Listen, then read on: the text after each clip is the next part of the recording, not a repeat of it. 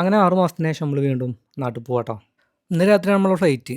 എന്നാലാണെങ്കിലോ നമ്മളെ ഒരു പരിപാടിയും സെറ്റ് ആയിട്ടില്ല. മുടി വെട്ടാണ്ട്, താടി അറേഞ്ച് ചെയ്യാണ്ട്, അങ്ങനെ അല്ലറ ചില്ലറ പർച്ചേസിങ്ങും പെൻഡിങ് ഉണ്ട്. സമയം നമ്മളെ മുന്നിൽ വളരെ കുറവായതുകൊണ്ട് പിന്നെ പെട്ടെന്ന് കുളിച്ച് റെഡി ആയിട്ട് നമ്മൾ നേരെ പർച്ചേസിന് ഇറങ്ങി. അങ്ങനെ എണീക്കാൻ ലേറ്റ് ആയതുകൊണ്ട് തന്നെ നമ്മൾ ഉച്ചയ്ക്ക് 1:30ക്കാണ് പർച്ചേസിന് ഇറങ്ങുന്നത്. ഒടുക്കത്തെ വെയിലും. അങ്ങനെ ഒരു മയത്തിൽ വെയിലും കൊണ്ട് നടക്കുമ്പോഴാണ് നമ്മൾ സിഗ്നലിൽ പെട്ടത്. പിന്നെ എൻ്റെ ഭാഗ്യത്തിനാണെങ്കിൽ ഈ സ്വിച്ച് വർക്ക് ആവണമില്ല. ഇപ്രാവശ്യം നാട്ടിൽ പോയിട്ട് ഇടാനുള്ള ചെരുപ്പ് നമ്മൾ ഇവിടെ നിന്ന് കേട്ടോ പർച്ചേസ് ചെയ്ത്. കണ്ടപ്പോൾ ലൈക്കായി. പിന്നെ ഒന്നും നോക്കിയില്ല. അടുത്ത നാട്ടിൽ പോകുമ്പോൾ ഇടല ഷൂ ആണ്. അതൊരു 10 മിനിറ്റ് തപ്പിയതിന് ശേഷം നമുക്ക് സാധനം കയ്യിൽ കിട്ടി. അത് നമ്മൾ ഇട്ട് നോക്കുമ്പോഴോ സംഭവം സെറ്റ്. അങ്ങനെ അതെടുത്ത് നമ്മൾ പിന്നെ നേരെ പോയത് ടോയ് സെക്ഷനിലേക്കാണ്. അവിടുന്ന് ഇതുകൂട്ടനെ ഒരു ടോയ്സ് എടുത്ത് പിന്നെ നമ്മൾ നേരെ ഫുഡ് കഴിക്കാൻ പോയി.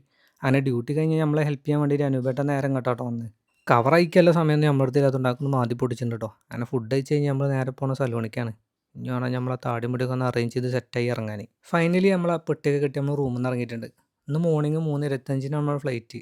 അപ്പോൾ 2 മണിക്കൂർ മുന്നേ നമ്മൾ എയർപോർട്ടിൽ എത്തണം. അങ്ങനെ പോണ വഴിക്കാണെങ്കിൽ ഒടുക്കത്തെ ട്രാഫിക്. സംഭവം എന്താ വെച്ച് കഴിഞ്ഞാൽ പോലീസ് ചെക്കിംഗ് ആണ്. അങ്ങനെ ദുബായിൽ നിന്ന് ആരെങ്കിലും എയർപോർട്ടിൽ പോകുന്നുണ്ടെങ്കിൽ എപ്പോഴും 2 മണിക്കൂർ മുന്നേ പുറപ്പെടുക. അല്ലെങ്കിൽ ഒരു 3/4 മണിക്കൂറോളം നമ്മൾ ട്രാഫിക്കിൽ ലോക്കാവും. അപ്പോൾ ബാക്കി നമുക്ക് അടുത്ത വീഡിയോ കാണാം.